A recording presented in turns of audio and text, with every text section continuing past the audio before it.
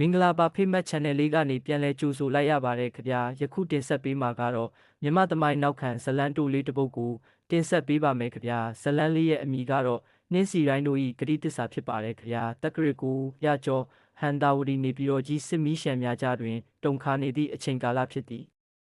ဘရင်နောင်ကျော်ထင်အနော်ယထာမင်းကြီး၏တက်မတော်ကြီးသည်အရှိဘက်မျက်နှာစာတွင်စစ်စင်နွှဲနေရသဖြင့်မြို့ဆောင်တက်များသာကြန့်ရှိနေချိန်တွင်ရန်သူကင်းထောက်တပ်ဖွဲ့ငယ်တစ်ခုသည်ဟန်တာဝတီ၏အနားသက်ရွာငယ်လေးတစ်ခုစီသို့ဦးတီရွှေ့လျားလာခဲ့သည်ထိုရွာငယ်လေးတွင်နေထိုင်သည့်အသက်20အရွယ်မင်းနောင်သည်ဓာရေးလံရေးတွင်ကျွမ်းကျင်တော်လဲမိခင်အိုကြီးကိုပြုစုနေရသဖြင့်စစ်တပ်ထဲသို့မလိုက်ပါနိုင်ခဲ့ရှာပေ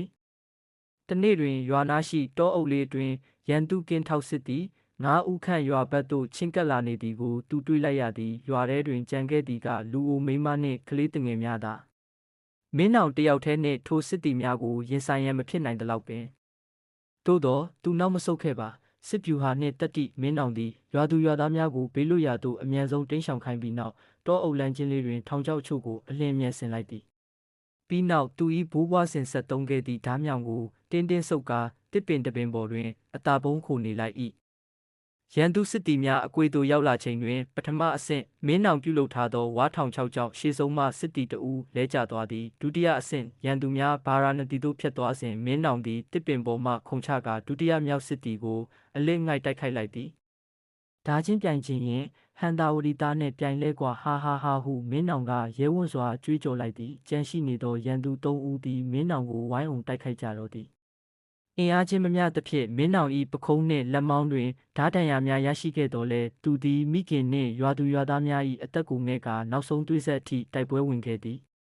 သူ၏ရဲရင်မှုနှင့်ဓားတိုင်းအကြံဖန်များကြောင့်ရန်သူများအထိနာကာနောက်ဆုတ်ပြေးကြရတော့သည်နောက်တစ်နေ့နနက်တွင်ဘရင်နောင်မင်းတရားကြီး၏ကင်းပုံးတပ်ဖွဲ့ရွာသို့ရောက်ရှိလာချိန်တွင်ဒဏ်ရာပြင်းထန်ရာကလဲကျနေသည့်မင်းနောင်ကိုတွေ့ရှိသွားကြသည်ရွာသူရွာသားများလည်းဘေးကင်းစွာဖြင့်ရွာထဲသို့ပြန်လည်ရောက်ရှိလာကြသည်တပ်မှူးကြီးကမင်းနောင်၏တတိကိုချီကျူးကာမင်းကြီးထံ၌အမှုထမ်းရန်ခေါ်ယူတော်လဲမင်းနောင်ကညှင်းပယ်ခဲ့ပြီးကျွန်တော်မျိုးကတိုင်းပြည်ကိုကာကွယ်ဖို့စစ်သူကြီးမဖြစ်ချင်ပါဘူးဒီမြေဒီရေနဲ့မိခင်အိုကိုစောက်ရှောက်နိုင်တဲ့နှင်းစီတိုင်းတပွင့်အဖြစ်ပဲဒီရွာလေးမှာကြံရစ်ပရစေဟုလျှောက်ထားခဲ့သည်ထိုအချိန်မှစ၍ဟန်တာဝတီခေ၏ရာဇဝင်တွင်အမိမထင်ရှားတော့လဲရဲရင်လာသည့်တောအုပ်လေးကနှင်းစီတိုင်းစစ်သည်ဖြစ်ရွာသူရွာသားများကမျိုးဆက်အလိုက်ပြောစမှတ်ပြုခဲ့ကြလေတော့သည်